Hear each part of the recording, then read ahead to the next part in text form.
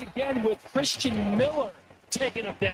It's time for the Miller's Edge with New York Giants legend and South Carolina Hall of Famer Corey Miller and his son, four-time SEC champion and two-time national champion Christian Miller. And knocked down again. It was Christian Miller. Here is college football playoff national champion Christian Miller on Tide 100.9 and 12:30 a.m. WTBC.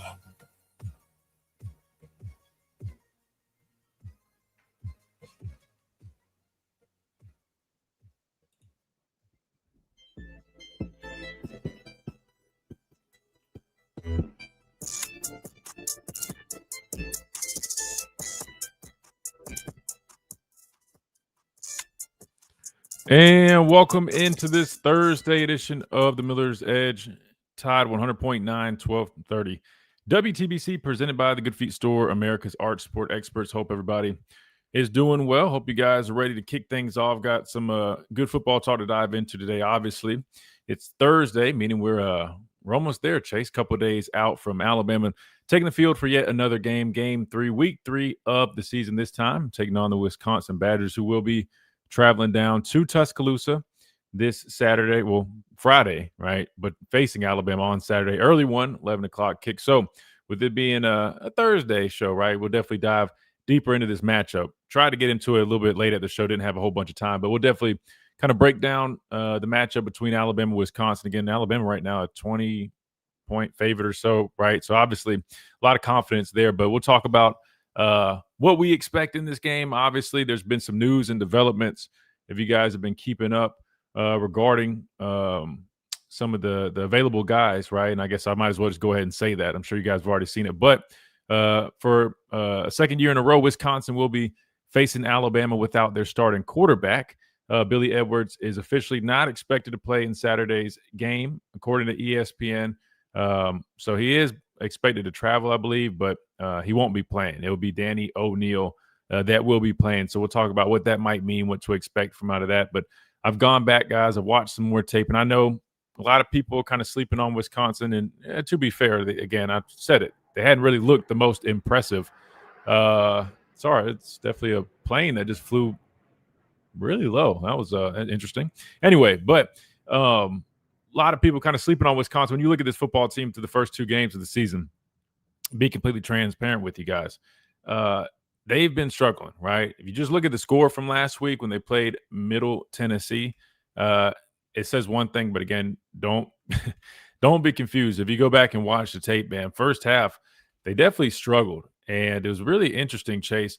You know, I talked about their rushing attack. That's what they want to do. Again, they bring in a new coordinator. Last year, they tried to get to more of that spread offense, which was definitely unfamiliar territory for Wisconsin. This year, they go back to it, back to their roots, trying to, have more of a traditional style offense, seeing a lot of pro personnel, regular right, two tight end looks, 2 back sets. But they also do, get in the gun. They throw it around a little bit. But what I'm getting at is if you pay attention to last week's game, the first half was interesting, right? The final score, I believe, was 42-10. But going into halftime, I want to say it was like 14-10. It was a close game.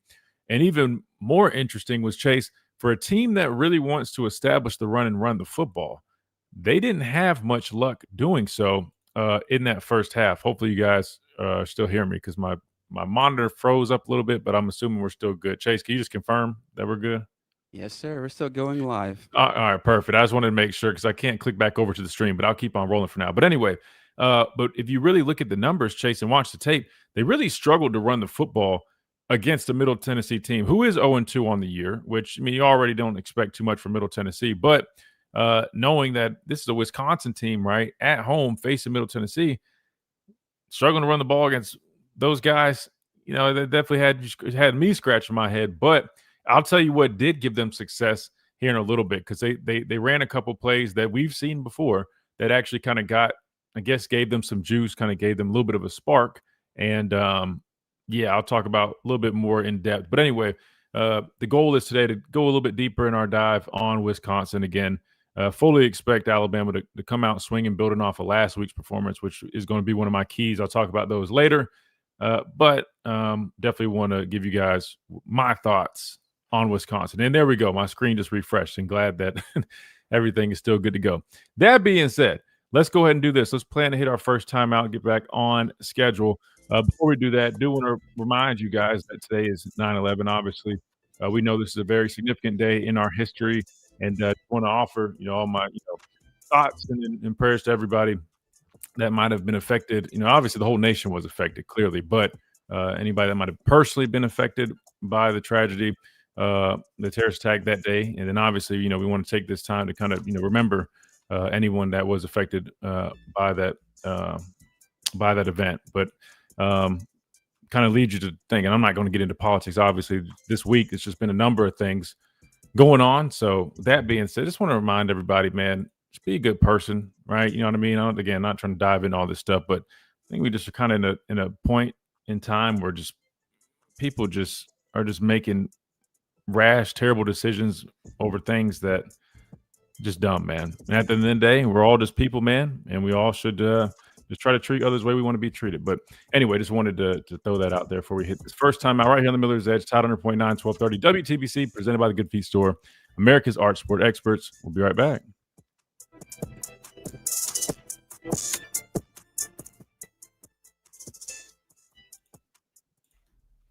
At Tuscaloosa Mazda, they are expanding their showroom to serve you better. Come see their new and pre-owned Mazda lineup, offering fuel efficiency, advanced technology, and plush comfort. Tuscaloosa Mazda, 3100 Skyland Boulevard East, or online at TuscaloosaMazda.com. With Taco Casa. What's up, guys? Who we got? Ryan, what's going on? Mike, what's up? Dwight, Mike, I'm still going to keep you posted on that. Mike decided, I'm trying to figure out timing of when that could work out, just because I know, they after that week one thing, man, I definitely feel like, they're a little more locked in and stuff. So I just want to make sure we time it if we are able to sneak over there. But I definitely will keep you posted. Just make sure you drop your number with Chase or something. Dwight, what's up? From Bruce Smith, one of the best DTs I've ever seen. You talking about Bruce Smith, like the head smacking Bruce Smith? And that was the one that used to do that, right? Or am I mixing that up? Or maybe I'm thinking of Deacon Jones or whatever his name was. Maybe I shouldn't say whatever his name was like that. That's disrespectful. I didn't mean it like that, but yeah, I think I'm thinking of Deacon Jones.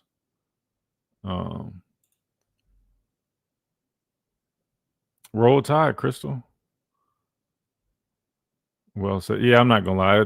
That was kind of just off script. Definitely could have said it way smoother. But I just was trying to, again, without being all political and stuff, man, just trying to just speak some positivity, man. Just because it's just sad, man. Just sad. And then what makes everything so much worse, I feel like people are just like desensitized and stuff. I just don't even understand, man.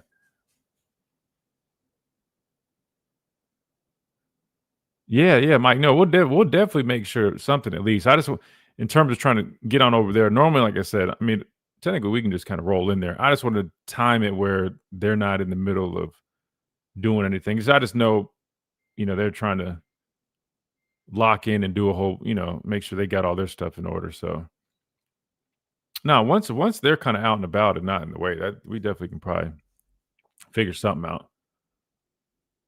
Yeah, Buffalo, Bruce Smith. Yeah, I got you from. I don't know if y'all saw this. Shout out to Austin with Sidelines. I saw him post this, but and again, this is just like an analyst sharing his top, I guess, our power rankings for the SEC. They got Bama or he's got Bama at 12. Yeah, Vanderbilt at 8, man. Kind of crazy. I don't know, guys. That's low key pretty disrespectful. Definitely kind of disrespectful. But it's all good, man. 1 week at a time. Just got to keep chomping at the bit.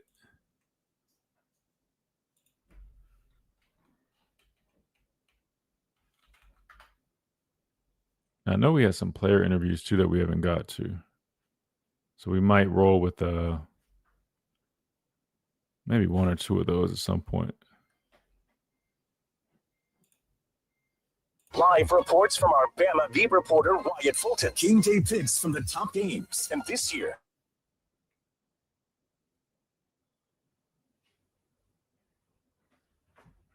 You think Roach is the right defensive line coach? Look, I think Roach does a fine job. I think I said this before, but do I think he's?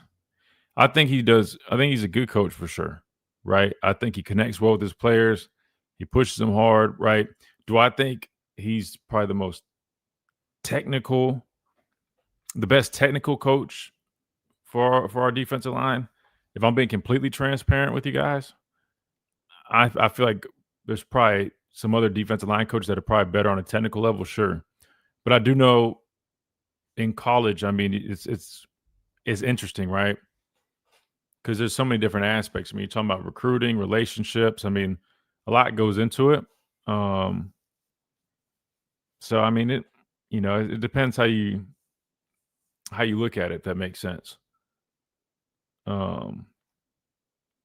But I mean, as a coach in general, no, he's great, man. I mean, he's great. I mean, because you can have guys that are good technical guys, but they don't really connect with their players real well, right? And being a coach, man, you got to be able to do both. Like, obviously, you got to be able to teach X's and O's, but you got to be able to relate. You got to be able to really instill what you're trying to coach into those guys. You know what I mean? Like, there's a number of things that go into it. And the only reason I say like the technical things is I just feel like, I mean, I've worked with like, let's see, like I'll be honest, we had like 3 or 4 defensive line coaches when I was here. Have leaf filter and We had Bo Davis, obviously, who's, the one that was here my first 2 years. We had Coach Kulagowski my senior year. But in between those two, there was somebody else. You guys might have to help me out. I'm not going to lie to you. Who was in? I know we hired, was it Brian Baker? Do you guys remember him? I think he came from Mississippi State. He spent some time in the NFL. But that might have been after I left. That might have been after Coach Cool. Who was in between them? Oh, Coach Dunbar. Coach Dunbar. Yeah, Coach Dunbar. 100.9.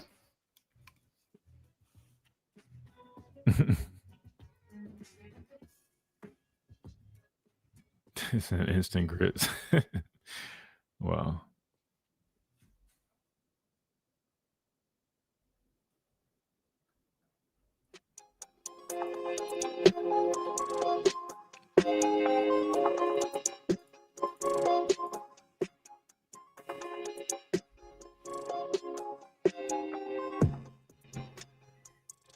And welcome back into the Miller's Edge, Tide 100.9, 1230 WTBC, presented by the Good Feet Store, America's Arch Support Experts. All right, I got pulled up right here on the stream. Again, we are streaming live on our YouTube page at the Miller's Edge. Again, this is according to Chris Doring, right? So this is his list. And I guess he is somewhat of a Bama hater, whatever you want to call it. But he's got Bama at 12, Chase. Any thoughts on that? You were Reed, man. Any thoughts on seeing Bama at 12 in the SEC football power rankings entering week 3? Obviously, we know the game against Florida State. We knew how that went. I thought week 2, the response was about as good as you'd hope, right? Coming out against ULM again. Clearly understand it's ULM. You guys know we take that into consideration. But we talked about all the positives that we were looking for or that we wanted to see, and we saw them. So I think that at least instilled a little bit of confidence. But 12, Chase, I mean, you think it's a little disrespectful, or you think we still need to continue to prove it? I feel like it's a little bit disrespectful. For example, for like Ole Miss, like they beat Kentucky. Well, let's be for real here. Kentucky hasn't been relevant for a long time, and I get 1 through 5. I respect it, but it's a little questionable with Vanderbilt. I think Missouri, struggled a little bit with Kansas. A&M has been kind of up and down, but I think if Alabama can beat Wisconsin, and in a very defining way, I think they'll be back in the fold because I don't think there's like a defiant like SEC like big dog right now because LSU struggled with Clemson, and then they struggled with La Tech last weekend. So it's kind of up and down with everybody, but I think Alabama still has a chance. That's kind of the fun part of college football. It's never over till it's over. So, I think this is bulletin board. for Alabama right now and really just use it as a motivating factor. But I think it's disrespectful because, like, Vandy, like, really? That's what we're still doing that? Look, I can't play this on here because definitely the language. But speaking of Vandy's program is so interesting right now. I mean, you got Pavia from last year. You know, we saw the talking he was doing, even in the offseason, whatever the case may be, right? We know that he's kind of brought he has I guess brought some life into the program, right? It's a little bit different. When it comes to Vanderbilt right now, this has a different vibe to it. And then yesterday, I get done doing the show, and I don't know how much you guys keep up with streaming, right? That's kind of like the new thing. Everybody streams. Not like, okay, yes, I know we stream, but I mean like these streamers that walk around with a camera 24/7 or have these big marathons, stuff like that. But anyway, I Show Speed, who's like one of the biggest streamers in the world. He's on like a USA tour. He's got a bus. He's literally just going all across the country. He made a pit stop at Vanderbilt, Chase, and literally yesterday he was spending time with the Commodore football team alongside Theo Vaughn. It was the most random thing I think I just saw on Twitter. I just was like, hold on. Speed, Theo Vaughn, and then they're giving these guys a pep talk, and I would love to play the pep talk. It ain't happening though, because I mean he literally just his pep talk literally was basically to say blank. Wait, something about get on the blank field and blank them up, and he just kept repeating, and he started slapping everybody's shoulder pads. I mean, here's a picture, by the way, on the stream if you wonder what I'm talking about. Very random. Anyway, but look, I mean, I guess I kind of like the fact that they've turned it around. The way those guys were talking, I'm not gonna lie. We always joke about them being a bunch of like scholars and stuff, right? But the way they were, the guys I was listening to in the video, though, I'm like, hey, they might have, maybe they got a couple dudes that we kind of talk about, the guys that you need on your team. Probably not really, but anyway, they didn't really sound like a bunch of scholars in my opinion. Anyway, but looking at this list though, Chase, I agree with what you're saying. I mean, you look at LSU, Oklahoma, Georgia, Tennessee, again, that quarterback has been playing some good football for those guys. Texas, a little underwhelming right now. South Carolina, obviously, I think they're, pretty decent. I agree with you on the Ole Miss thing. The biggest thing for me, Chase, is I was shocked in that Kentucky game to throw this out there, he's got Kentucky dead last, right? He's even got your Bulldogs who had that big win. Was it last week? All right, good for them. But anyway, their defense, man. Last season, Ole Miss had like the top defense in the country. And I was just bragging about it, not bragging about it, but saying like, man, I mean, for the people that were talking about Pete Golden, I mean, like look what he's doing at Ole Miss, man. He's got a good unit over there. Then I turn on the Kentucky game, Chase. I'm watching. I'm like, bro, I mean, this is like what? Like they're just they didn't look physical. Kentucky just driving down the football field. I wasn't really impressed. And I get it still early on in the season, but I do agree with you. Maybe slip them back a little bit. I don't know. To be fair, though, if I did rearrange this, I would maybe move Alabama, at least as of now. I wouldn't have a problem moving them up a few spots, or moving us up, I should say. Moving us up a few spots, right? I don't think I'd probably go higher than probably 8 right now, only because I feel like we still just got to keep proving it, right? And I think, again, that's all going to come. And just as a reminder, this is literally one guy's power rankings. This isn't like ESPN in general or their computers. This is like one guy just came up with this. I just saw this and I thought it was interesting when I saw Bam at 12. I'm like, damn, Mike. I at least thought that, the week 2 game kind of was a step in the right direction, but I guess it didn't move the needle too much for some people. If you said 12 after week 1, fair, but after week 2, 73-0, I know it's ULM, but look at these. Here's the other thing, Chase. I think we need to, at least from my perspective, we're so tough on Bama. Think about this, though. We keep making the comment, oh, it's only ULM, which I do agree. It is only ULM. It didn't move the needle enough not enough, I shouldn't say that. We knew going into it wasn't going to be able to really, truly move the needle completely. We already knew that. But at the same time, Chase, let's look around the country and look at all these other teams that played their cupcakes, right, in the last week or two. I didn't see a whole bunch of others, scoring 73 and putting up goose eggs. If anything, look at Georgia and was it Austin Peay?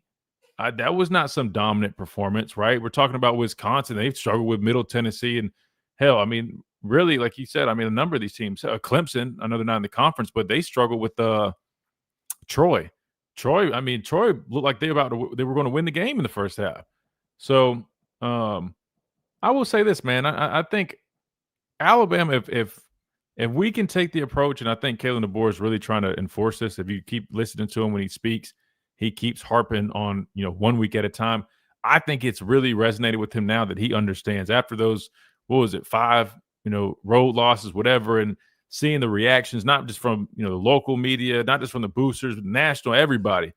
I think he genuinely understands like the room for error is so slim that you have to, like, it's one thing to say, oh yeah, 1 week at a time, but it's another to truly believe it and live it, right? Or 1 day at a time.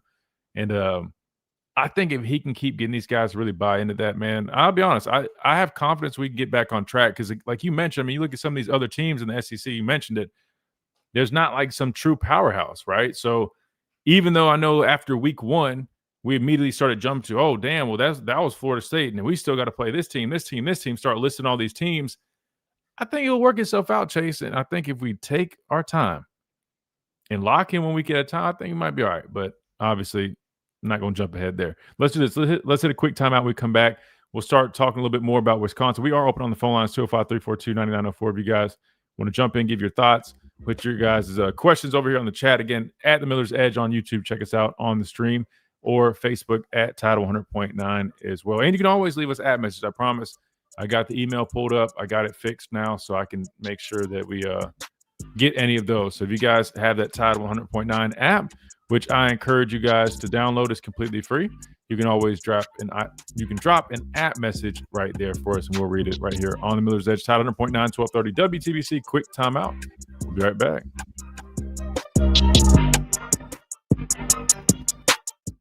Do you have properties appeal? Hey, I'm Christian Miller, and at Asphalt Restoration, we transform driveways and parking lots with expert repairs, new paving, or resurfacing. Fast, durable, and family-owned quality that you can trust. Don't let small issues turn into big expenses. Call 205-393-9149 for your free estimate today. That's 205-393-9149. Asphalt Restoration, where smooth roads start. Roll Tide. Alabama football is back, and there's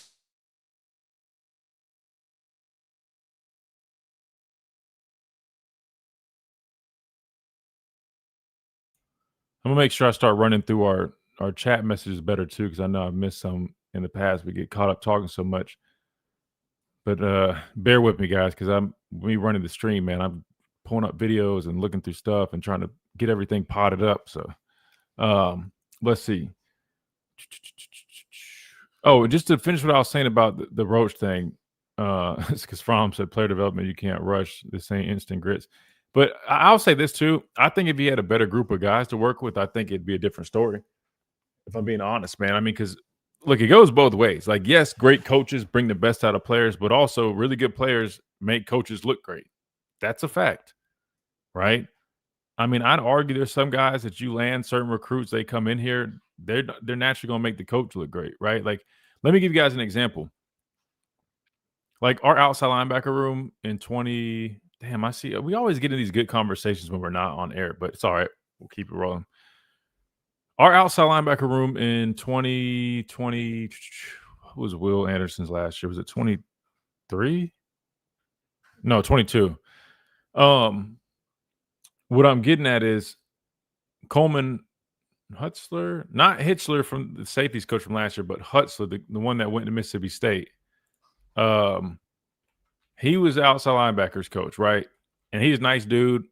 I liked him a lot, right? Cool guy, right? I used to, chop it up with him all the time. So I'm not trying to throw him under the bus here.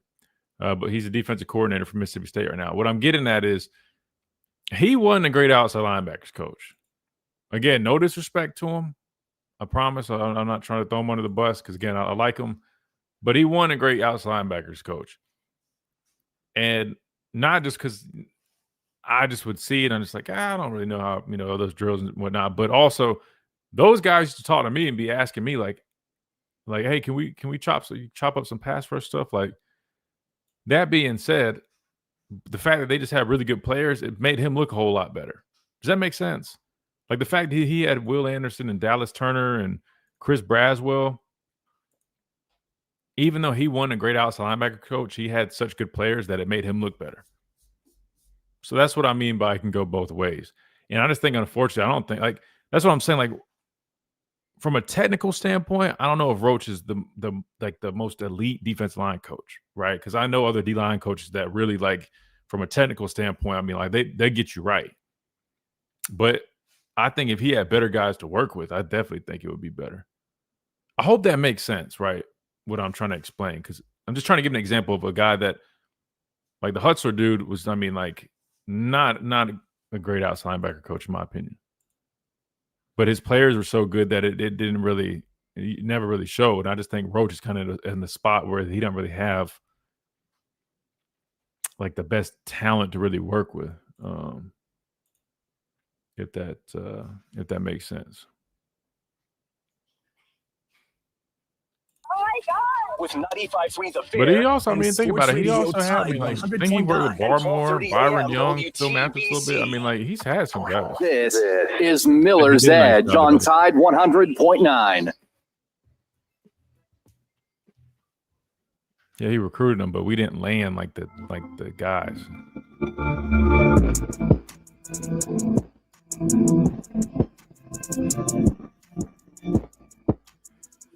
And welcome back into the Miller's Edge, Tide 100.9, 1230 WTBC, presented by the Good Feet Store, America's Arch Support Experts. Again, going to take a little bit of a dive into Wisconsin. Again, that game will be here in Tuscaloosa, 11 a.m. kickoff, so it's definitely an early one. But talked a little bit yesterday about their offense. And then again, we got some news coming out today that they actually will be without their starting quarterback. So that makes 2 years in a row. Talk about what that might mean for this defense in terms of this matchup. But again, just to kind of refresh on Wisconsin, who they are. Again, new offensive coordinator comes in from Kansas and brings them back to, I guess, a little bit more of the pro style downhill attack, or at least that's what they want to do. But interesting enough, and this is what I was mentioning earlier, like, while they want to do that, while you see the two back looks, right, going back to the whole personnel thing, let's refresh you guys again. Remember, 12 personnel, one back, two tight ends. First number is running back, second number tight ends. But see some 21 personnel, two back stuff, one tight end, right? What I'm getting at is it's interesting because that's what they want to do, right? But they haven't really done it very effectively. To the point that last week I was watching the tape from Middle Tennessee yesterday. And the first half, they really struggled to run the football like traditionally. But you know what gave them some life on the ground technically was a play that Alabama saw plenty of against Florida State, the reverse. And I'm trying to pull it up here because I can actually just show you guys on the stream itself a couple of those plays because they ran a couple of them, and they were big plays in this game. I guess the good news, on one hand, you're probably thinking like, oh, crap, like, right, we saw how we defended the reverse against Florida State. However, I'll say this. Normally as a team, man, you know, you at least it's like a cardinal sin. Like, as a football player, you make one mistake, that's fine, right? But if you let it happen again, that's on you. And I would assume that Kane Womack watched the same tape that I watched and immediately said, yeah, we're going to make sure we practice a whole bunch of looks on reverses here in practice and make sure that we have full pursuit of the football, which I'll be honest with you. If you had better pursuit on the football against Florida State, I mean, honestly, those reverses probably wouldn't have been as significant as they were, but it was what it was. But anyways, so you do see some stuff like that. I guess if you want to throw that in the gimmick category, sure, we can do that. But it's interesting. They will get in the gun. I'm curious to see if I need to go back and really pay attention to who was at quarterback at what times in the game. Because, again, with their starting quarterback out, Billy Edwards not expected to play, it will be Danny O'Neal, who, if I'm not mistaken, gives you a little bit more in terms of his ability with his legs. But even though they do want to run the football, that's what they would like to do, they're not afraid to throw it. And you see them get into the gun, right? But it's interesting the way they get. I mean, it's a lot of like play action type stuff. They're trying to get into play action is what they want to do. But here's the thing, guys. I just don't think they even have the athletes, even if they wanted to. I don't really see that. I mean, our secondary with the talent that we have, I don't even know.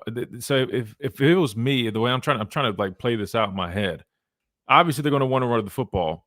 So I think first and foremost, we got to gear up for that because I know they're going to turn on the tape and they're going to see, hey, how did Florida State have success, right?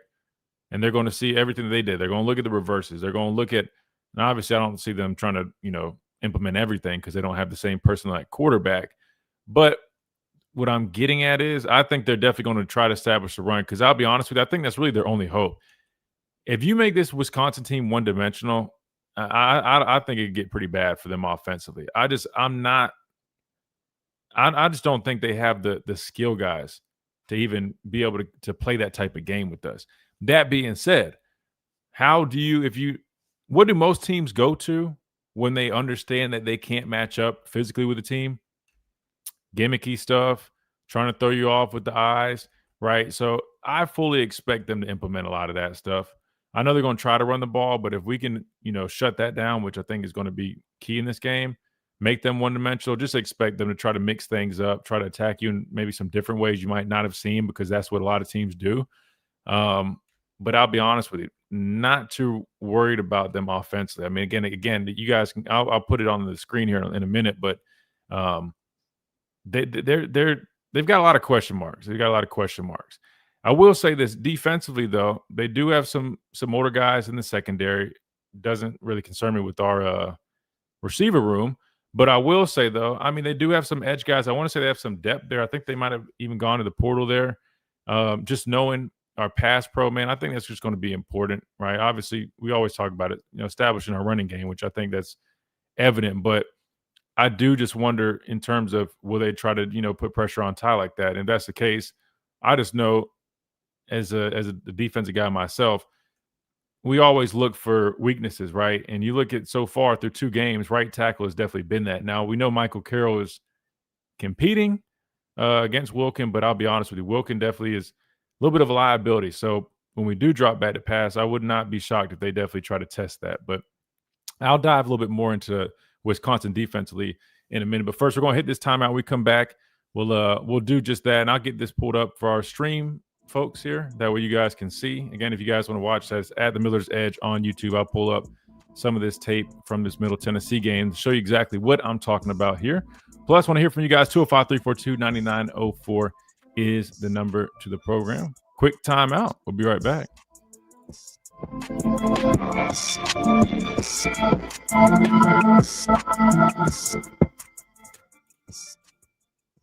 Do you have cracks or potholes that are dragging down your property's appeal? Hey, I'm Christian Miller, and at Asphalt Restoration, we transform driveways and parking lots with expert repairs, new paving, or resurfacing. Fast, durable, and family-owned quality that you can trust. Don't let small issues turn into big. All right. So let's see. Let me answer some questions real quick for make sure I can stay up to date on this.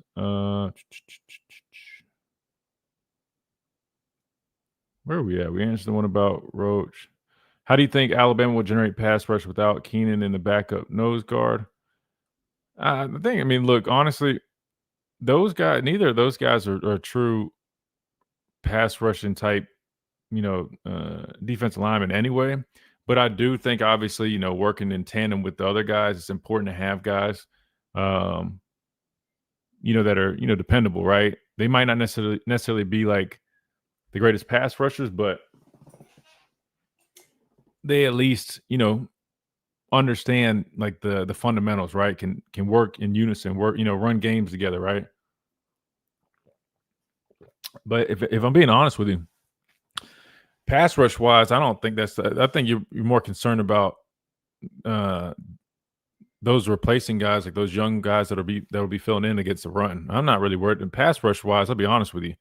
Normally, you take a guy like Tim or Beeman off, and you put more of a better pass rusher, right? Like you would take your nose tackle out, you might put a D tackle in that spot because he's going to be a better rusher anyway. So that, I'll be honest with you, is that Michael that asked that?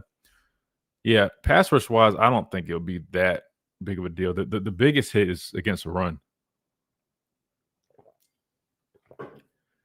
Let's see, we got a couple more I can hit before we do this. I just want to stay up to date on them. Wisconsin backup quarterback is more athletic. Is that who's in right now, guys? I couldn't see. I want to say that's the guy we'll be facing. 10, right?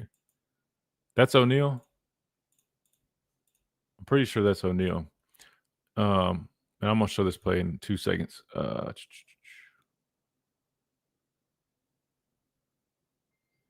Need to prove it. Let's see. I'm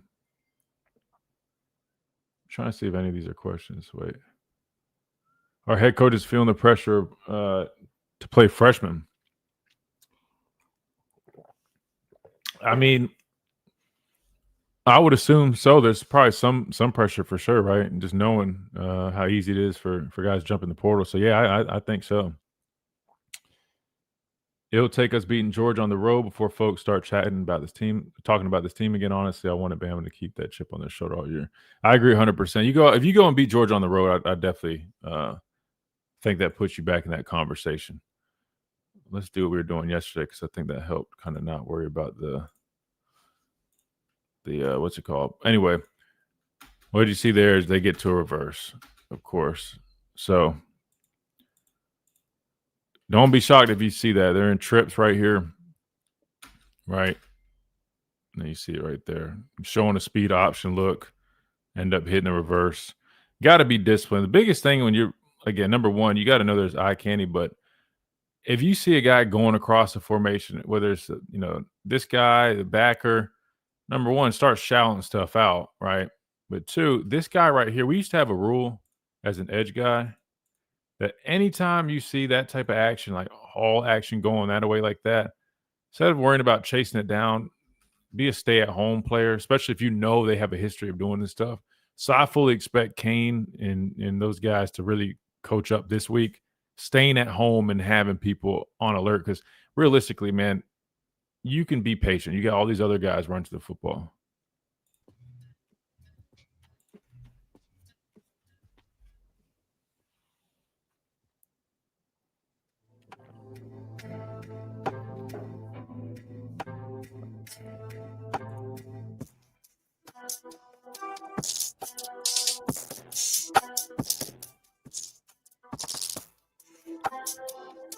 And welcome back into the Miller's Edge, Tide 100.9, 1230 WTBC, presented by the Good Feet Store, America's Arch Support Experts. Looking a little bit at this Wisconsin film. We got it pulled up on the stream here, and what it was this reverse. It came in like the middle of the third quarter, but right now, 14-10, Wisconsin, again, struggling against Middle Tennessee at home. And I don't even remember the rushing stats at this point, but they were not really running the football effectively. If anything, they're having more success through the air. You see Danny O'Neal, 15-18 at this point in the game for 137 yards, 1 touchdown. His interception came on. He tried to throw a screen and tried to forward, got bobbled up, and defensive lineman came down with it. But these are the plays that really gave them some juice. They end up running a reverse. They run it out of a trips look, right, to the field, kind of have a speed option. They sell it with the speed option, but you've got the number 2 receiver running back for the reverse, takes it and ends up running it down. I think he ends up scoring off of it too. Yeah, so definitely expect to probably see some stuff like that come up. You go back and watch Florida State and see they scored off a reverse, had success running stuff like that. Wouldn't be shocked there. So you can see it from the end zone view, but showing speed option, everybody's running one way. And I was telling the chat, the best way to stop these things, again, not everybody's just going to have the instinct to immediately put their foot in the ground and just shift, right? But having a stay-at-home guy, like we used to always get looks like, it's funny, I haven't really seen people running a whole bunch. I'm kind of wondering why. I guess we ran a form with it, actually, like throwbacks. If you go back and watch that Jeremy Bernard touchdown, it actually was a form of a throwback, if I'm not mistaken. I want to say Ty was rolling out to his right, and they had Bernard running like an over route, the backside, ended up hitting him back there. He's wide open. But I remember when I was here, there was like an epidemic chase of throwbacks, but it was more so kind of like, remember what we did with I think that's what we ran to score with OJ Howard in those national championship games, right? But it always helps when you have a backside player like this defensive end right here, right? Normally when everybody is running down the line like that, right? Your natural instinct is, I want to go chase this quarterback down, right? That's what they want you to do. And if you have a really good athlete, yeah, maybe you can. But the reality is, when they're running the speed option type deal, you have a better chance of running some down if he's kind of faking it on a regular, like read type play, right? Because he's stationary for a second, he's reading, sitting there. Speed option, he takes the football and he immediately is running, right? Probably not going to run that down. Plus, like I was saying earlier too, you have all these other guys running to the football. But two things need to happen here just for if this was Alabama seeing this, right? Number one, having a defensive end like this stay back, right, for contain and just playing it safe. And normally, again, other games, if you're not expecting this kind of stuff, you can be a little bit more aggressive. But knowing people have a history of running reverses or throwbacks, stuff like that, you always just tell this backside end. Play it patient, right? It's not a loaf. I know we saw a lot of loafs against Florida State. That would not be a loaf. You're doing your job. It's almost like a little safety on the line of scrimmage here. That way, you got somebody at least, even if he doesn't necessarily make the play, because sometimes that's a hard play with this guy running full speed, and you just put your foot in the ground, you're a defensive end, that's a slot receiver, whatever the case may be. It's not necessarily you're going to make the play, but you could at least make an attempt, slow them down, give these other guys who are putting their foot in the ground and redirecting a chance to make it. And then also just kind of shouting things out. Like these backers, as soon as they see that, you start screaming reverse, man. That way people know, right, we need to change direction, right? And then head back the other direction. So just wanted to show that because, again, obviously Florida State had success with that.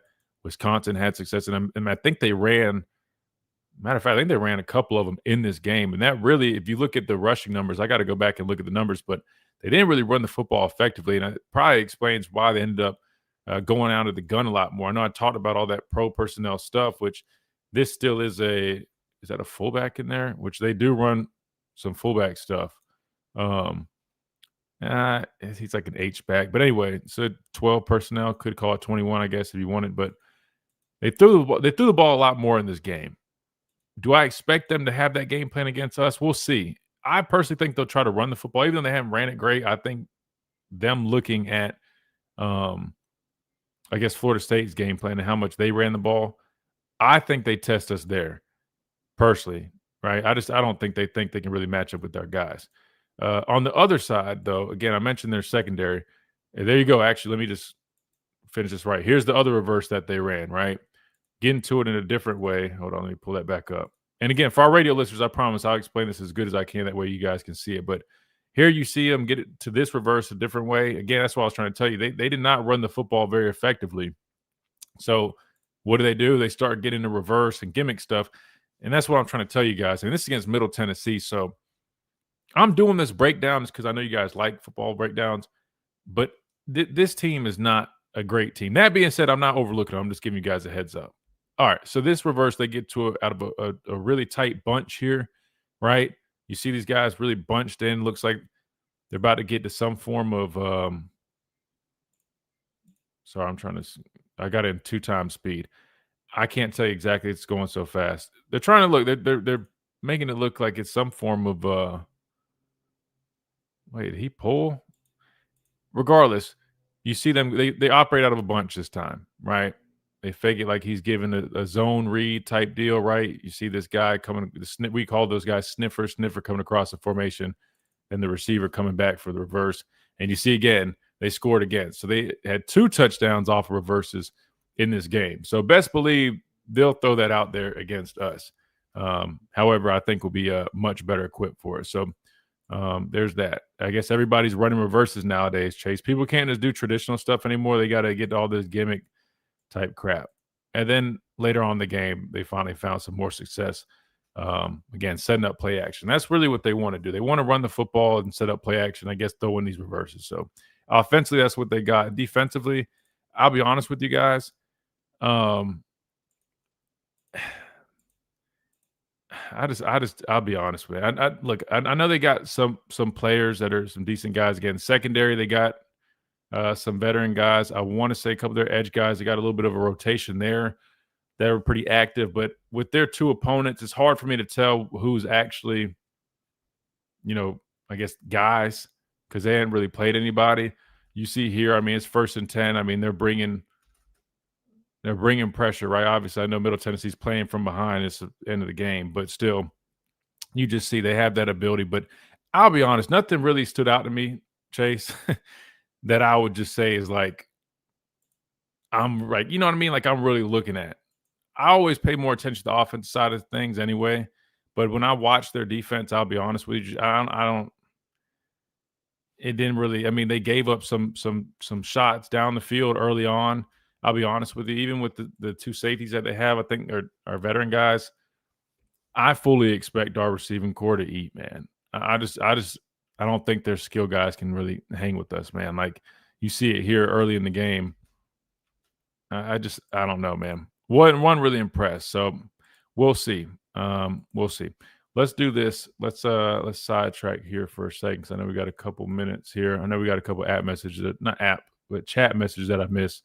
We'll hit one of these and we'll continue hour number 2 with some more of that film. But Fromm asked an interesting one. He said, do you think Bama's roster is still in transition? Personally, I don't think so. I mean, I wouldn't label us in transition. I mean, if you think about it, they had a full year to recruit their guys now. They brought those guys. I know they're still young, so I guess, they're still – the guys that they really brought here are still young. I understand that point. But the guys that were going to leave, they left. And the guys that chose to stay, they stayed. So I would not consider it really in transition. Personally, for me, I wouldn't. I mean, unless you're saying until he gets all his guys, say another year, say 2 years down the road, where this freshman class, which is technically because remember his first year, the class that he brought in really was Coach Saban's guys. Remember, that was like Ryan Williams and those guys. But say 2 years down the road, when this group is senior, they are seniors. But but to me, I wouldn't even really consider this like transitional right now. But if you want to go, it depends on how you look at it. Personally, I don't really think it's a transition. I mean, and he's able to even bring some of his guys. I mean, look at Bernard. He brought Bernard. He brought Parker Brailsford. I don't know. Personally, I don't really think so. But if someone said maybe still a little bit, then maybe next year really, or then the third, no. I wouldn't be mad at it. But personally, I don't really think so. Chase, what about you? Do you think this is still you think Bama's still in the transition in terms of his roster, or no?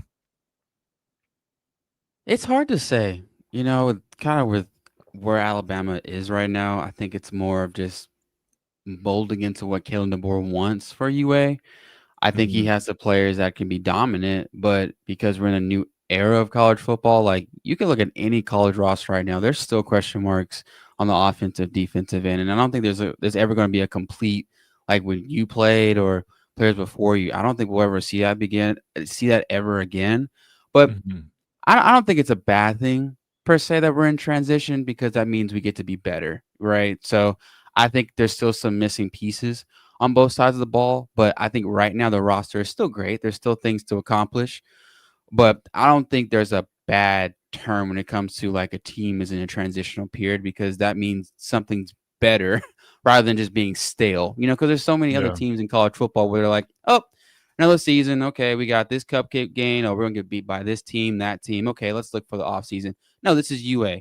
They look to win every year, and it doesn't change no matter the coach, the president. It's winning always. So I think the rosters that you see every single Saturday, that's something to be proud of.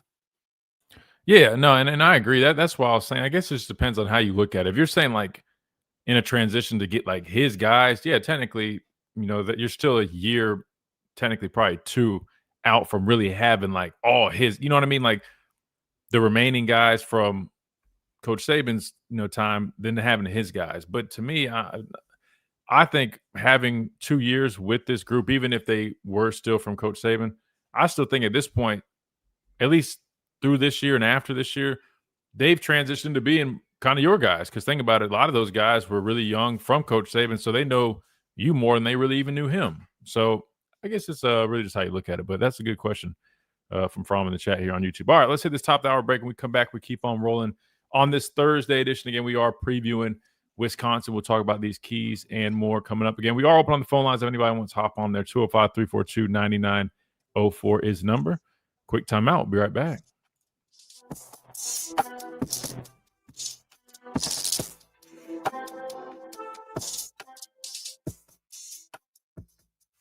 WTBC Tuscaloosa and W265CG Tuscaloosa, a Town Square media station. Let's see. Let's pull up some more of their defense. There wasn't too much on here, I'll be honest with you.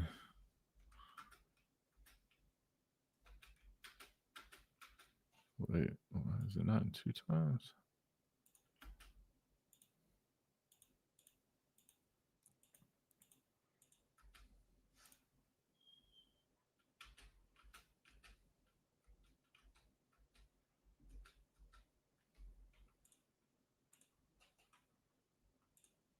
Hold on, let me see.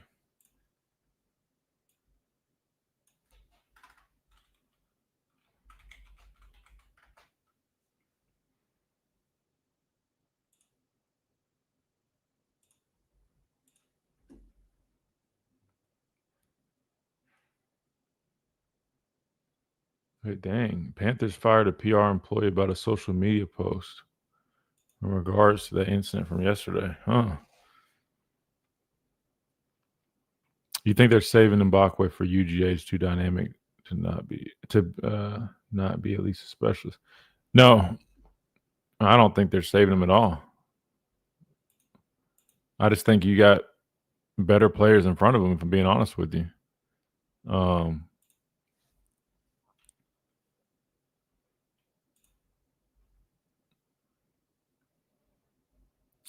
You just got to think, man. I mean, like, he's a good player, but I mean, who do you? At the end of the day, I always tell people, I mean, this is college football, man. I mean, the best guys play, right? So I know he's dynamic and all that, but I mean, who is he going to play in front of? I mean, is he going to play in front of Jeremy Bernard, who's been killing it? Is he going to play in front of Isaiah Horton, who Chase? I didn't see the rest of this list. Isaiah Horton is making $700K himself. And I didn't see Bernard on that list. So I was thinking in my head, I'm like, damn, I know Bernard. Now, he might not be thinking. He seems like a good dude, but I know in my head, I'm like, man, you got one dude getting 1.8, another dude getting 700. And I'm not even on this list, and I'm over here leading everything. Anyway, he's not going to play over Ryan. We just saw Latzia Brooks in game time action, right? You saw what he did when he had his chance. You saw Rico Scott get his chance. So, Melvin, I just ask you, I mean, even if you thought they were saving him, who would he play over? I mean, I just named 5 receivers that I wouldn't put him over. But, I mean, I guess if you're saying to, like, maybe implement some other stuff, like some maybe gimmicky type stuff, maybe, I don't know.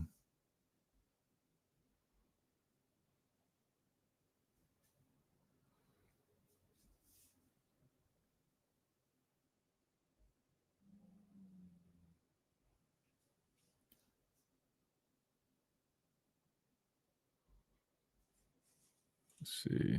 They're about to come back. Carolina Hall of Famer Corey Miller And his son, 4-time SEC champion and 2-time national champion Christian Miller.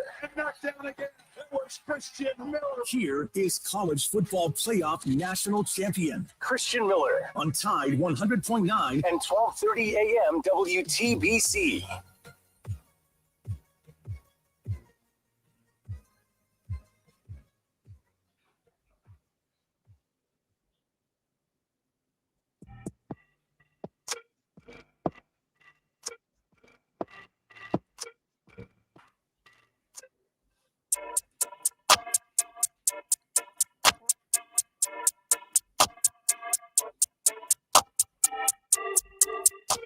And welcome back into the Miller's Edge, Tide 100.9, 1230 WTBC, presented by the Good Feet Store, America's arch support experts. And we just answered a question here in the chat. Again, we are live on YouTube, and it was asking about Jalen Mbakwe and if we thought that they were saving him for Georgia. And obviously, you guys on the stream heard my answer. But for our radio listeners, I just said, no, I don't think they're saving him for anything. I mean, I just think the reality is, man, I mean, we're deep at the wide receiver position. And, you know, in college football and NFL, man, I mean, it's about playing your best guys. And you just got to ask yourself the question, I mean, who would he play over? Like, and I pose that question to you guys in the chat and in our radio listeners as well. Like, you know, because I know Melvin mentioned how, you know, dynamic he is. And, yeah, you know, having versatility and having a dynamic skill set definitely, you know, gives coaches reasons to try to get you out there and find ways to, you know, get you on, you know, some type of something, right? Which I think that's why you see him, you know, returning and fielding punts and kicks. But in terms of the receiver position, I mean, He's not playing over Jeremy Bernard, who's, clearly wide receiver one, most polished guy you got. Ryan Williams, who, had a, struggle in week one, but you know what he's about. And you're also paying him $1.8 million. Isaiah Horton, who you're paying $700,000 and who's a big body guy that I think is definitely going to, make some plays down the stretch at some point. Rico Scott, who's physical. You see him blocking down the field. See him take advantage of the opportunities that he's got. You're not going to play him over him. You're not playing him over Latsier Brooks, right, who just got his first opportunity really against ULM, and he really did. He really impressed in that game. So it's not about saving him, Bakwe.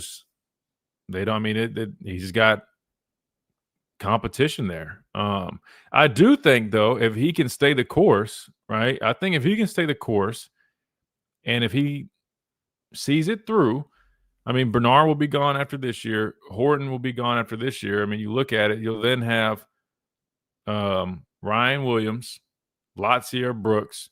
You still got young guys. Rico Scott will be back. But I do think, I mean, he at least is in competition for, and even if he doesn't win one of those, top three spots, he's going to be like first man in, I would assume, unless you talk about Derek Meadows, who's got a totally different skill set. But you get what I'm saying? I don't know.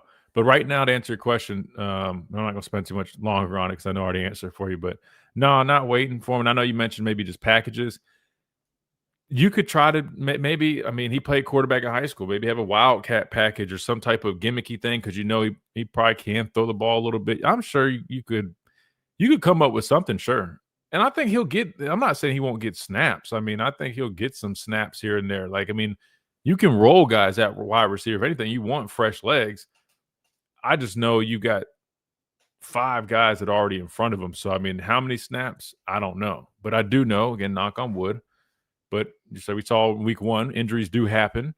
So, just know, I think they definitely are pleased with where, his progress. Don't get me wrong, but just right now, I just don't think there's really anybody that you would say, oh, we want to play him in front of them right now. Right now, you got 5 guys that I feel like are quality players, man, and then 6 if you count him. So, yeah, that's my thoughts on Mbakwe. 205-342-9904 is the number. Let's go to the phone lines. You got Tommy up first. Tommy, welcome in. Hey, Preston, how are you today? I'm good, Tommy. How are you?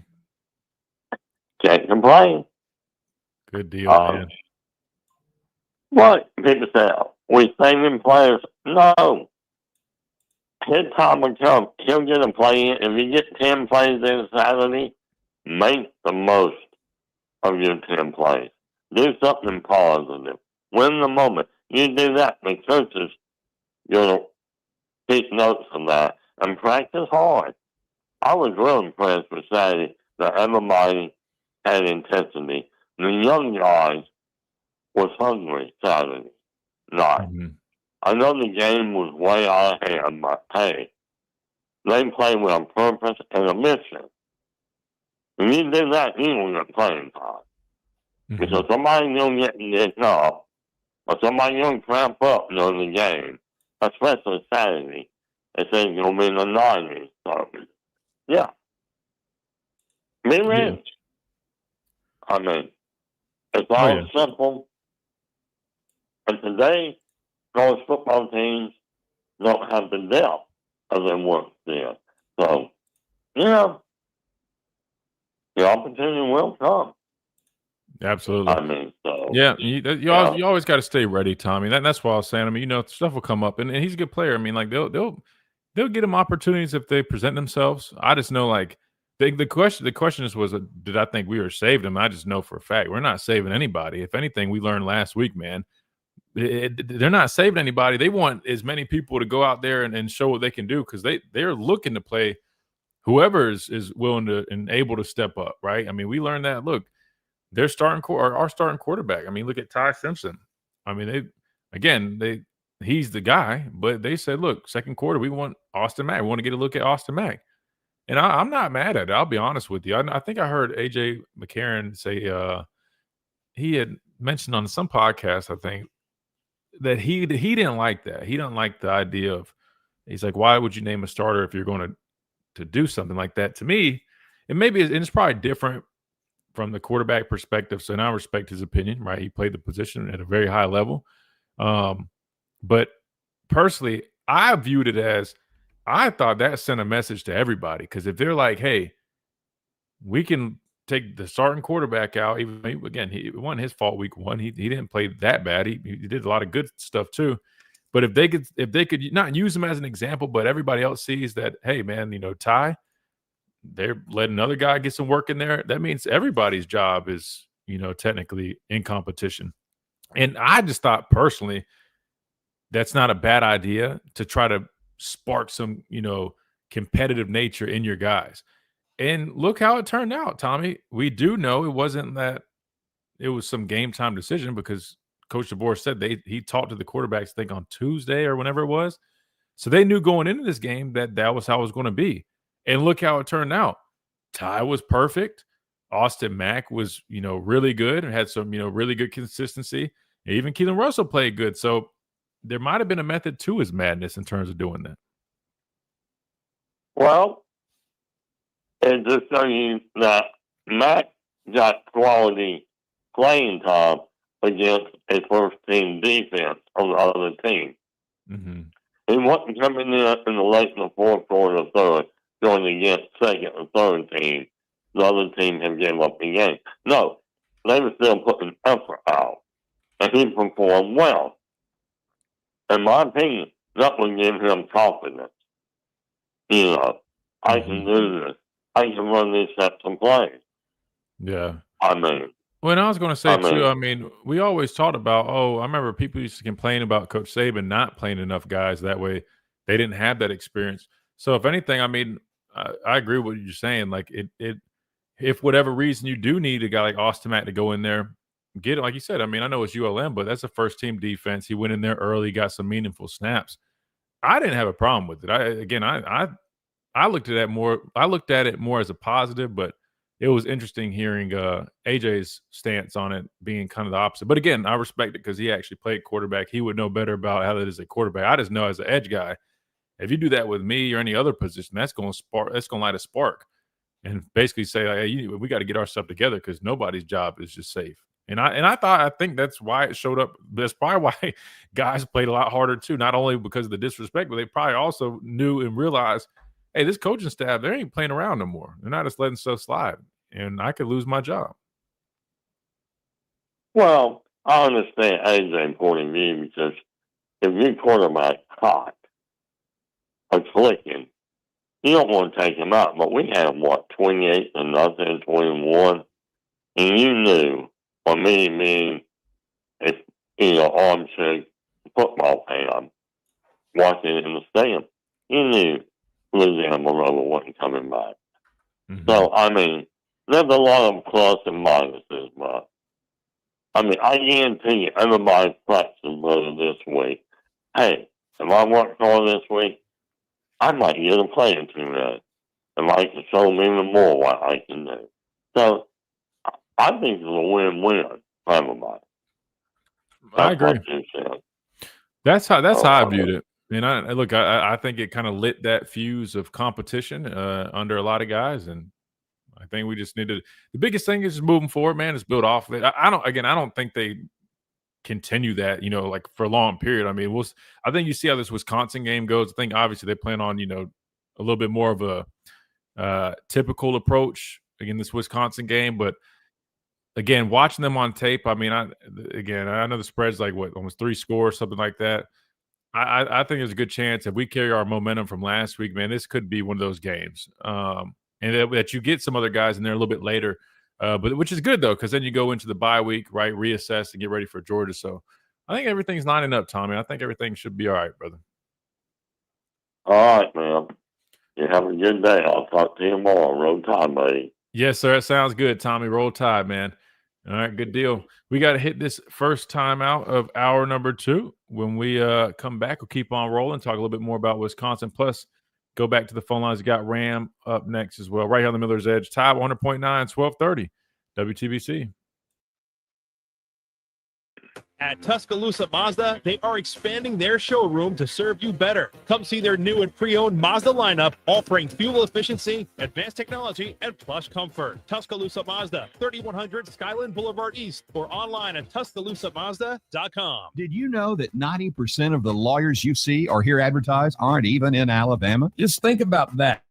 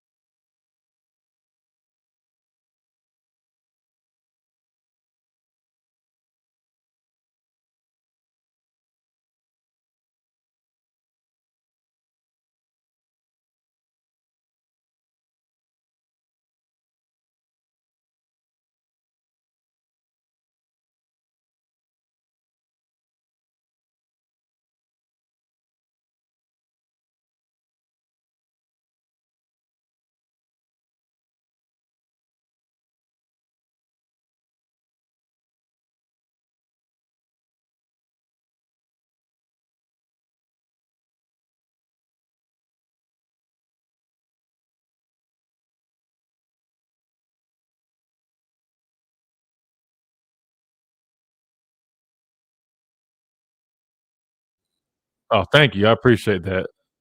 Yeah, I was saying that we're about to get to talk a little bit about their defense here. I don't know why it keeps muting itself. I don't know why it does that. Thank you guys, because I definitely I wasn't paying attention. I was looking at this. Um, I will say this though. I know I was talking about early on, hadn't like seen anything crazy defensively. More so comes from the fact that they played Miami of Ohio, and then they played Middle Tennessee. But to be fair, I mean, they've done what they're supposed to do. I will say that. But I just know, even like I know they went to the portal. They did get, I think they got a D tackle out of LSU. I think they got at least one outside backer. I know they bring back guys in the secondary. So I mean, they've got guys that have played defensively. Just like anything else, it's hard for me to really tell knowing the two teams that they've played, like, they've only given up 10 points, but it's Miami of Ohio to Middle Tennessee, you know what I mean? Like, but I'll talk a little bit more about it. Scheme-wise, kinda run a number of different things or different looks, but they use 2 outside backers a lot of the time, even just, like, on rundowns too.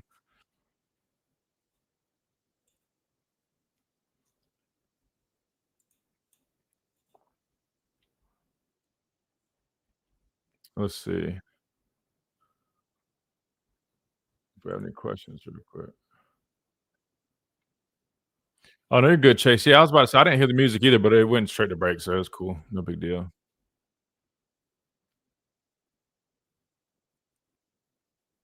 Let's see.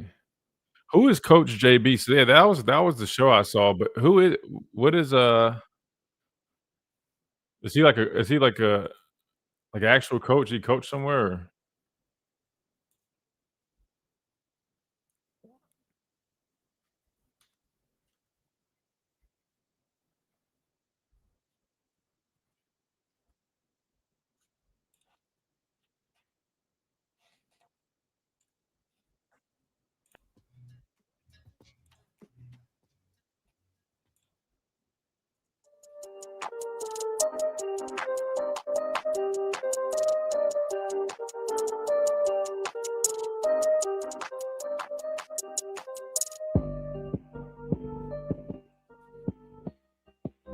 And welcome back into the Miller's Edge, tied 100.9, 1230 WTBC, presented by the Good Feet Store, America's Arch Support Experts. Let's go back to the phone lines to stay on track with that, and then I'll get back in and give a little bit more details on Wisconsin's defense here in a moment. But first, we got Ram up next. Ram, welcome in. Hey, Christian. Doing good, my man? I'm good, Ram. How are you, brother? I'm doing good. I'm getting my steps in. I wanted to ask you a question. Is the red shirt rule still 4 games? To my knowledge, yes. I haven't. Chase, correct me if I'm wrong, but I'm pretty sure everything's still the same with like the red shirt rules being the 4-game rule. I believe so. Yes. Yeah. And you couldn't, if you got red shirted, say, before your junior year, it would probably be a injury red shirt, or can you be red shirted then? You said, could you be red shirt? I'm sorry, it broke up for a second. Okay, what was it? Big Woods. No, you're fine. If you played, you there, Christian? Yeah, I'm listening. I'm waiting on you. You said if you played, then you stopped talking, I think.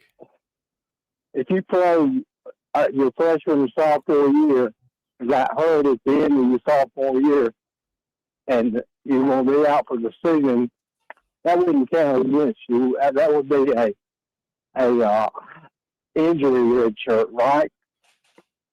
So, okay, so the rule is you can play up to 4 games, not including the bowl games, right? And still red shirt. So that means you could play 4 regular season games, and I'm pretty sure you also could participate in postseason play and still be red shirted.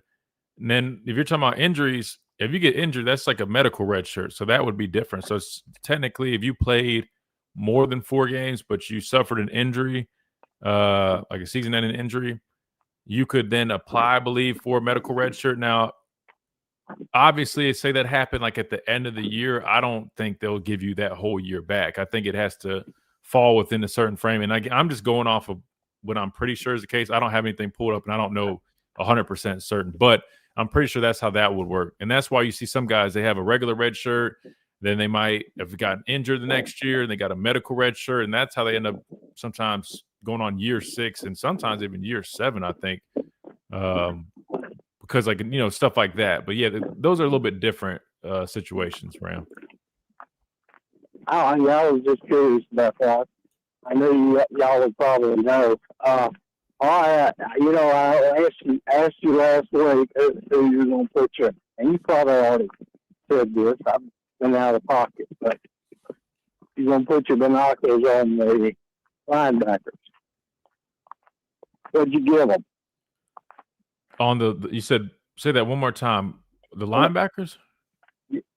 Yeah, what grade did you give them? Considering the opponent. Let me think. I mean, definitely was much better. It's hard to say. I mean, like I thought they played better. I mean, I know Justin Jefferson had the interception. That was nice. I mean, if you're including even the young guys, I mean, QB Reese in there. I mean, he made an impact coming in, forced a fumble. I think he had the fumble recovery as well. So, I mean, as a group as a whole, I mean, I don't – giving them a grade against ULM is kind of tough, I'll be completely honest with you. But I thought they played much better. I thought they played, a lot faster. They didn't look nearly as timid or hesitant. They played more physical. I know there's a couple plays where I saw them really coming down and, kind of trying to blow things up. So I definitely think it was better. And I think it's a step in the right direction. I don't know if I'd give it like a letter grade, to be honest with you, but I think they did a much better job than week 1. Improvement. Yeah. I thought so too. Yeah. Okay. One comment about Doring. He's probably mad because he didn't get recruited by Alabama. Oh, yeah? Which guy's that? Doring. That they put Alabama 12 in the SEC ranking. Yeah, maybe I'm hearing you wrong. I'm not sure who you're referring to. Chris Doring. You're talking about the from the power rankings thing. Yeah. Chris, I thought you were talking about like a current player. That's why I was confused. I was like, I don't know who you're referring to. No, I'm sorry. No, you're fine. Yeah, probably maybe. I don't know. Okay. Some people just have Bama fatigue too, man. It is what it is. It's no big deal. I thought it was interesting. 12. I was like, it might be a little steep. I did too. He always does that, but I'll let you go. I know other people want to get in and keep that gate closed for those dogs. Yes, sir. That's right. Appreciate you, Ram. Thank you. Let's keep rolling. We got Ellis up next. Ellis, welcome in. What's up, Ellis? I don't know if all you guys are like walking on a trail with bad service or what, but Chase, is it just me or everybody's calls sound like low or?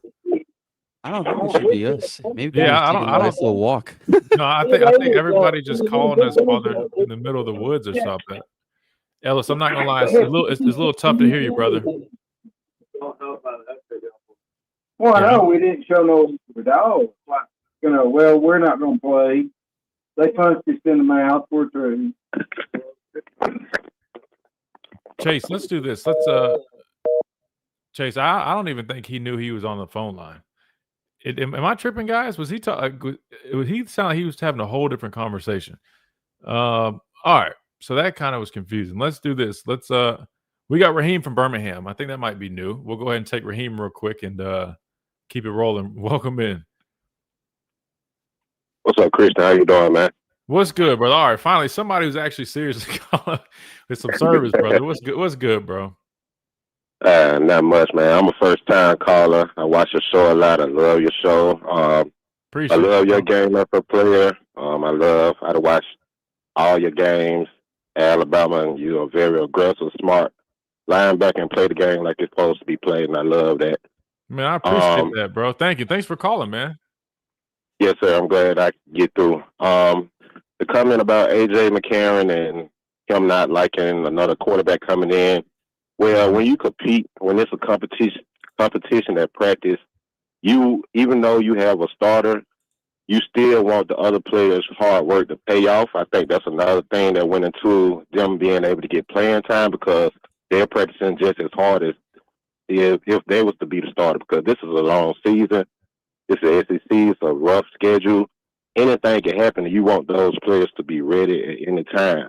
So with them being able to get playing times when you up 28 to nothing, 35 to nothing, to work their craft and to build confidence, because once again, it's a long season, I don't see nothing wrong with that. And another thing is a lot of players that's, coming into the game, it's just showing, hey, we appreciate y'all work. Even though we have starters, this still is a brotherhood. So we still want your hard work to show off.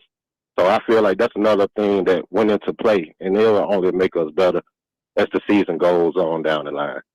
Yeah, I agree 100% what you're saying. I mean, because I do know even being in those positions, right? I mean, I had to wait my turn, and I know, behind the scenes, I was working my tail off, whether it was on the scout team, whatever the case. Anytime, I even got any opportunities, special teams, like, I was really, just proud and just excited for that. And I just knew I wanted to go out there and just, prove that I deserved that and more. So I agree with you, man. Rewarding guys, especially the ones that are doing it right and practicing hard. I think that does kind of not only, like you said, like, the competition side of things, but it also it almost like sparks those guys and motivates them to keep working, right? Because I will say I did. Some people used to say this with Coach Saban. I mentioned it earlier. Like we didn't play a whole bunch of guys.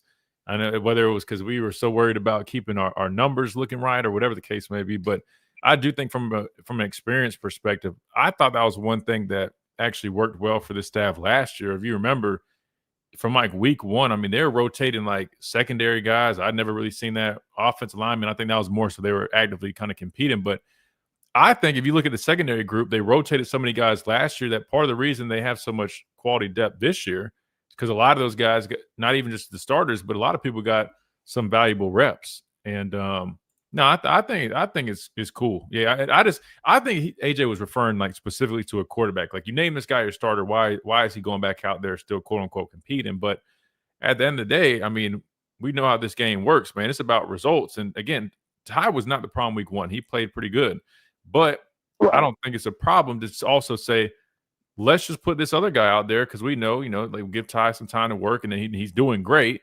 It's not going to kill his confidence. If anything, I think it probably pushed him even harder. And if anything, that's Right. what you want. You want to keep those guys in that competitive mindset. So I thought it was fine. Yes, sir, most definitely. And one more thing before I let you go. Yes, sir. I feel like, yeah, it's good to have the update about the injured players and possibly playing this weekend. But me personally, I feel like we should keep the same group that was in last week and let Tim Keenan, Jam, Ryan, let them rest this game. We got a bye week coming by, so we can definitely be fully healthy going into Georgia. And I will like to say roll tide. We finna end that home street for Georgia. I ain't worried about them puppies over there. I'm sorry. That's the Bama in me. I'm sorry. But hey, no, it's fair. It's fair. One game at a time, man, and we'll be all right. Only if they can keep it one game at a time, we'll be all right. You know, we can wish the best for the team. I wish the best for the team, but you got to have that one game at a time mentality, and we'll be fine from here on out. No, I agree 100%. And I will say, I think just listening to Coach DeBoer, I think that's kind of been his point of emphasis, you know, ever since week one. I think, look, we're being honest, I think he's even sick of it because he knows, right? I mean, he's a smart dude. Like, you look at it, the biggest flaw so far from this staff, right? They've won big games. Look at the Georgia game last year, going on the road to LSU, right? They've done some really good stuff, but their biggest flaw is the inconsistencies. And a lot of the time it coming after them doing something really good, right? So personally, I think, at least from what I've sensed out of him, everything to me screams that this dude himself is sick of it. And I think he's finally kind of taking a little bit more of a different approach. I mean, you heard Ryan Grubb talk about not being, you know, as easy on guys, you know, like he was going into week one. So all signs to me point like they're finally trying to clean that aspect up. And I'm with you. I think if we do that, I think we might end up being all right. But that Georgia game will be telling, bro. You said it best. We'll know more then. I agree with you too. You know, letting these guys get healthy, getting out there for Georgia, but going from there. But like you said, 1 week at a time. Raheem, man, I appreciate you calling in, man. Great stuff, brother. Feel free to hit us up whenever, bro. I appreciate it, Christian. Yeah, have a good day. You too, man. Roll Tide. All right, good deal. Good call, man. And great service. All right, let's hit a timeout. We come back. I'll talk a little bit more about this Wisconsin defense, giving a little bit more of an inside look on those guys, and we'll keep on rolling right here on the Miller's Edge, Tide 100.9, 1230, WTBC.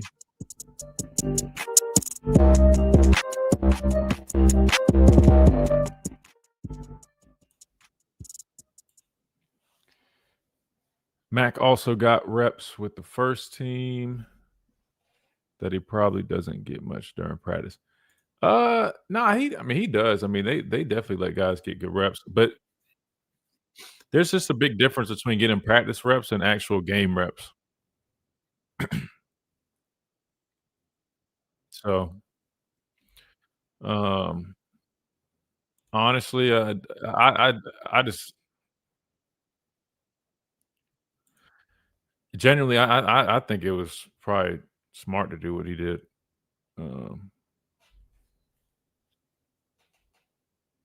It's the coach off of Last Chance U. That's who the JB guy is? That's who that is? The Last Chance U coach? I did not know that.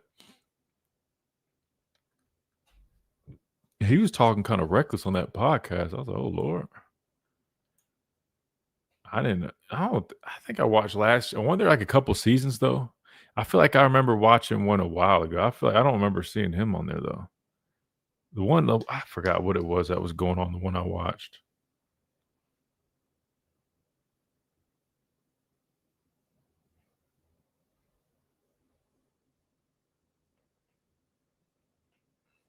Let's see. Do we have any other questions I haven't hit? I just want to make sure I get all those in. Just hope he don't hit the portal. I mean, there's no guarantees with anything, but speaking of that, one that kind of interesting when during the teleconference, Coach DeBoer was like, "Oh yeah, Bubba Hampton hadn't been with us since like early camp." Kind of was like he was a coach in Indy season 3 and 4. Okay, I got you. Okay, so I didn't see those. Appreciate that, Melvin. Maybe it was just me, but I was like, that's kind of interesting. I mean, I guess no one, and I'm like, number one, I guess I wasn't even paying attention, but I'm like, all these beat reporters and media folks that go to practice and like they lock in on every little minor detail because again, they only get to see like the small media period for like 10 minutes, like at the beginning of practice. They don't see actual practice, right?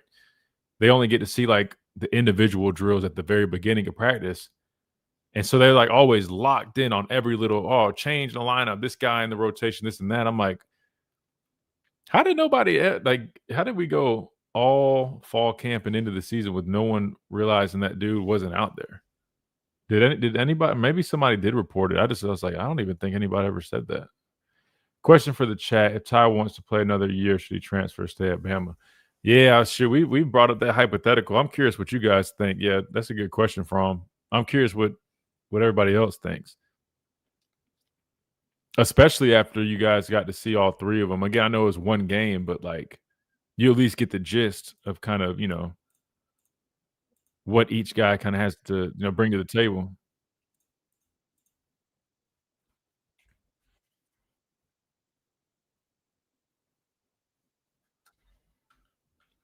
All right.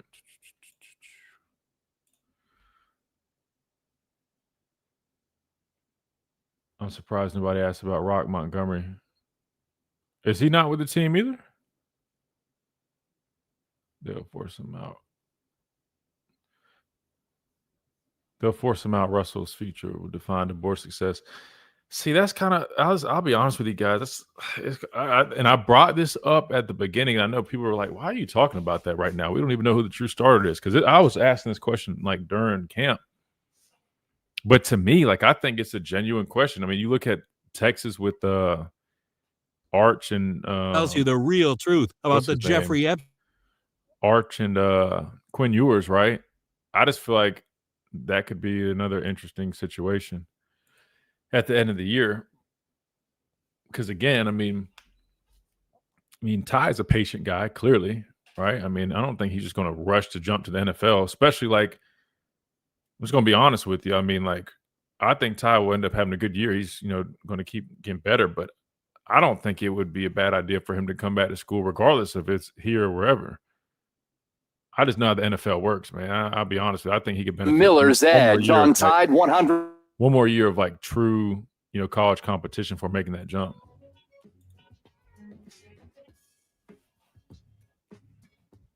Exactly, Carlos. Yeah, I'm with you.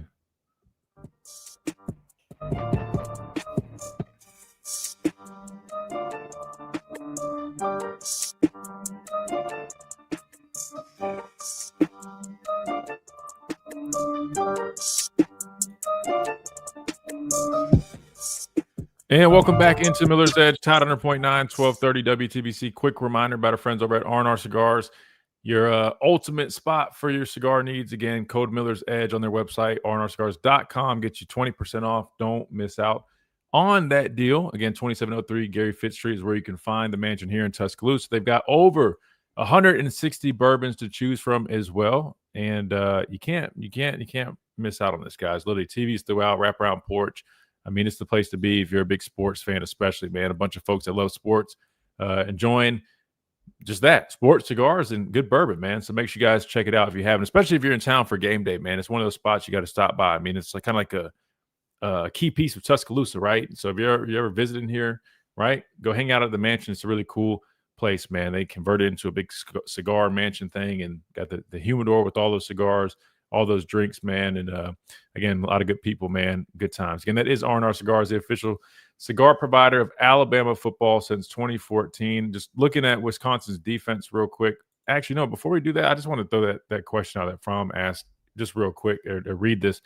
In our chat, he had threw this out there because we were talking about the quarterbacks. Obviously, Austin Mack coming in second quarter, Keelan Russell coming in, getting a standing ovation. A lot of people, really excited about him. And Fromm had brought up the question that I had threw out there, months ago, right? About depending on how the season goes. I mean, how does this whole situation play out? Ty has an extra year. You got a young guy in Keelan Russell that everybody's excited about. And now that we've kind of gotten to see all three of those guys take the field in game time action, I think people have a better idea of kind of like, okay, we see the hype about Keelan Russell. Hell, Ty's looking pretty good. He's coming along, right? And he's a vet. It makes that dilemma even more difficult, but some of the answers in the chat, Melvin feels that Russell's future will define DeBoer's success here. So obviously he's probably leaning a little bit more towards maybe leaning in Keelan's direction. But Carlos had a good point too. And this is what I was saying is that even if Ty has a really good year, I think it would just benefit him coming back to college one more year. I just know the jump to the NFL, especially at the quarterback spot, man, like the more college reps you can get, the better off or the better chance you have of making that leap to the NFL and having more success. I'm not saying you can't do a one starting year and done. I mean, yes, guys do that. But typically those guys have like, it's not just they have like a really good year, but they also have like these really high ceilings and things, right? I feel like just when I look at Ty, I think him coming back one more year would really benefit him, right? Because I see, the progress he's already slowly making through 2 weeks of a regular season. I know he's going to continue that over the stretch. Obviously, there's going to be some tougher challenges, but still, I'm just imagining, after one full year of starting, then for him to come back as a starting quarterback, imagine how much more polished he would be in that second year. But then on the flip side, you see Keelan Russell and see you guys finally got to see all that potential we were always talking about, just how natural it is to him. Definitely going to be a discussion to be had. But yeah, I guess we'll have to see. But Carlos also says, I don't see any of them beating out Russell once he learns the playbook. So definitely going to be a dilemma. Now you see why I was bringing that up a few months ago, just because I'm like, man, that definitely could get interesting. But I guess it's probably a good problem to have. Kind of reminds me of like, I know we're jumping the gun way too early, but like Texas with Arch Manning, Quinn Ewers type situation, that could be brewing here in Tuscaloosa. Real quick, because I know we're getting short on time. I want to get to the phone lines. Just to put a little bit of a cap on Wisconsin's defense, I didn't talk too much about them. I took some time when we were listening to calls to turn on a little bit more tape and kind of get a better idea. Again, in terms of schematically, it's kind of interesting. They run a number of different things, but they do utilize their outside backers a lot. Kind of looks like they run more of that like nickel with the two outside backers type look, what we would call like a nickel rabbits type deal. And again, they've run or shown different looks, but I feel like that comes up a good bit. Two backers out there on the edge spots. But in terms of what they've done this year, like I was saying earlier, it's just hard for me to get a true gauge because they played Miami of Ohio and they played Middle Tennessee. But if you look at what they've done, I will say defense has been much more impressive than offense, right? Defensively, they only gave up, I want to say they've only given up 10 total points. And I think they held Miami of Ohio scoreless, and then the 10 points came from Middle Tennessee. I was looking up their numbers.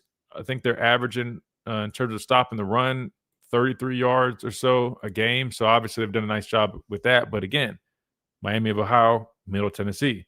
We're talking about Alabama here with much more firepower than those two teams. So probably would take that stat with not necessarily a grain of salt because you do want to tip your hat. I mean, it's still you got to go out there and still stop the run, but you guys get what I'm saying. And then I think that ends up being like 1 point something yards per carry. So stopping the run, they've been great. Trying to get back to their ways. You look at Wisconsin having, some of those good defense. I know I played Wisconsin back in 2015 when they had TJ Watt. And what's funny was TJ wasn't even starting. TJ was like the third guy in that slot. They had a 47. I forgot his name, man. And then the other guy who went on to play for Pittsburgh for several years, Joe Sherbert, maybe something like that. But anyway, but they're known for having some solid defense. But they're trying to get back to that. I talked about the senior guys in the secondary. Gave up a couple plays here and there in the first half, at least to Middle Tennessee. But some guys with a lot of experience, which one of them is probably their returning guy with, statistically at least one of their most productive players. I can't remember which safety that is. I want to say it's Zachman. Is how you say his last name? Preston Zachman, yeah. And then linebacker-wise, Alliegro, he's leading the team in tackles right now, and he's returning.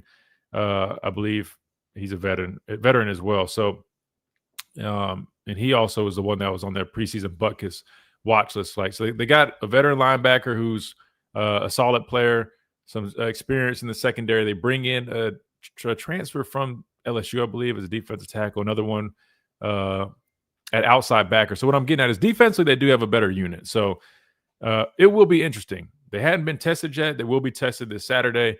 I do think that will be a bigger matchup. But offensively, I'll be honest with you, they weren't really too impressive. Defensively, a little bit better for sure. But that's what I got for you guys in terms of just previewing them ahead. And then tomorrow we'll kind of put a bow on everything, get into predictions and all that good stuff. You guys know the drill. That being said, let's hit our final timeout. When we come back, we got Bryce on the phone lines. Plus, we'll wrap up some of y'all's questions here in the chat. And we'll pass it on over to Wyatt after this right here on the Miller's Edge, 100.9, 1230 WTBC, presented by the Good Feet Store, America's Art Sport Experts. We'll be right back.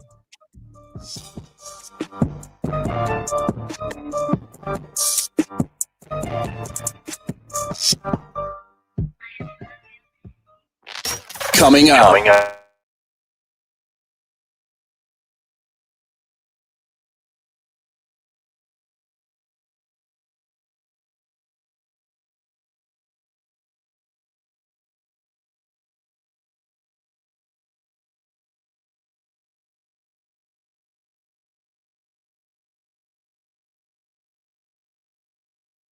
Oh, wait, I'm going mute and going to break. Sorry. I was reading the question saying can't have it both ways. If he thanks, Melvin. Sorry, it's one of those days, bro. Let's see.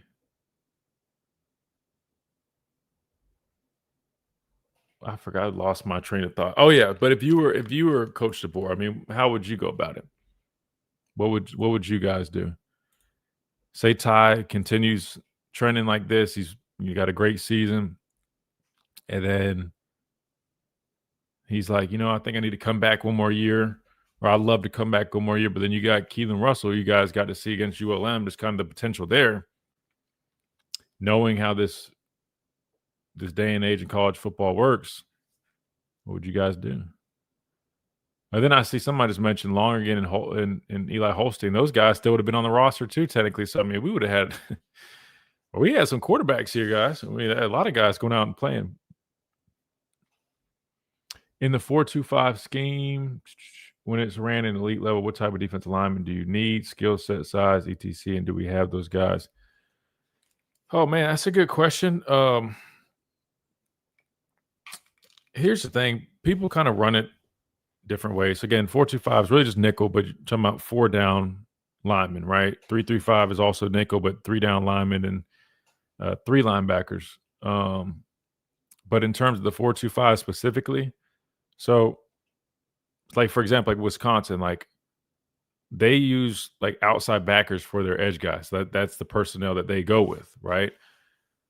For me, like for us, when we used to run nickel, so our personnel was like this. We had different groups of personnel. So we had outside backers, but depending on who we were playing, right, you would mix things up. So we were just running just regular nickel, right? We would have one outside backer in the game.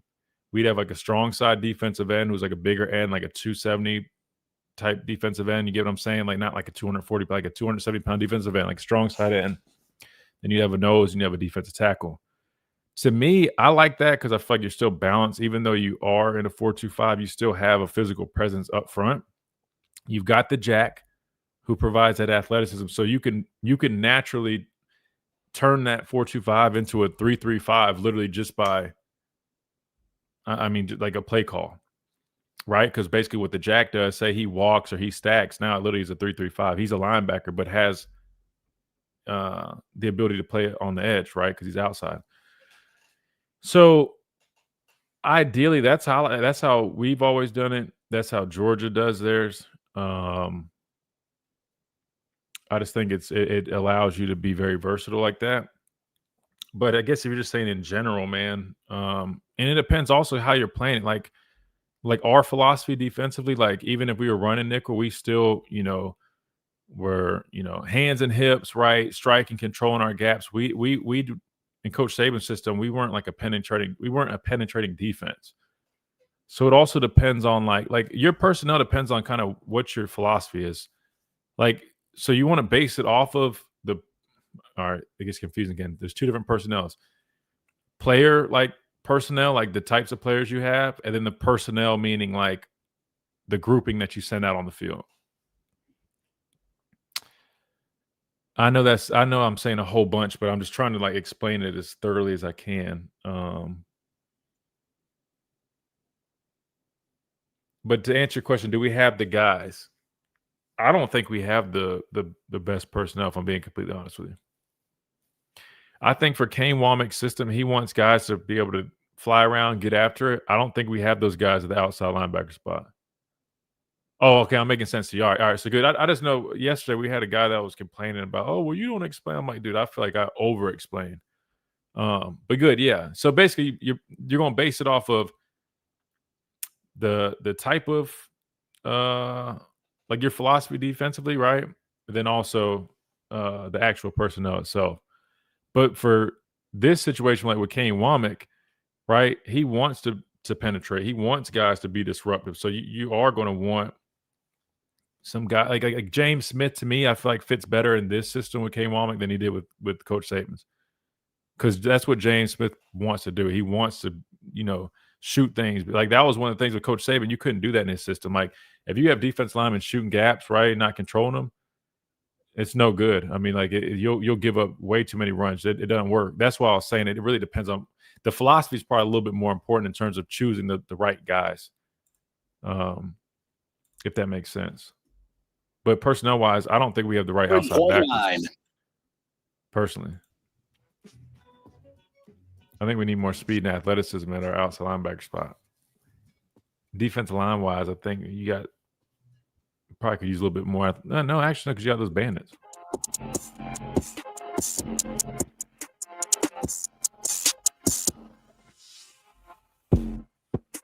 And welcome back into the Miller's Edge, Tide 100.9, 1230 WTBC. We got a few minutes left, and I know we got Bryce on the phone line, so let's get him on here ASAP. Bryce, welcome in. Kristen, this team ain't showed me nothing other than they had a little intensity playing a little high school team. And so they go down and beat a quality opponent. I'm not having any confidence in them. If they don't go out there and play Saturday, Luke Pickle's going to come in here. It's kind of like he used to say, you get up who you play. They're going to be ready. If they get busted in the mouth and don't get up off the mat, it could be a long Saturday. This thing's going to be physical because Luke Pickle's a good coach. And he is. They're going to get up for Alabama playing at home at 11 o'clock. If they go in there and lay around, drag around, and not have any intensity, they could get their ass beat. It's 21-point line. I'm not believing it until I see it. And until you go on the road and beat somebody, because you hadn't beat nobody on the road, you stink it up like you did down at Florida State. When you go on the road, it's going to get ugly for the rest of the year because you got tough games on the road. Yeah, no, we definitely do have our hands full going forward. But I'm with you. You definitely don't want to overlook this team. I don't want to sound like I'm disrespecting them, but I mean, if you look at the team, I know what you mean, and I would say as a player. Yeah, but this team don't have the same viewpoint that you do when they go out and play an opponent. They don't wear that script. They ain't proud of it, And so if they show me something going on the road and beat a team like Georgia, I'm not drinking the Kool-Aid. Man, I mean that's fair.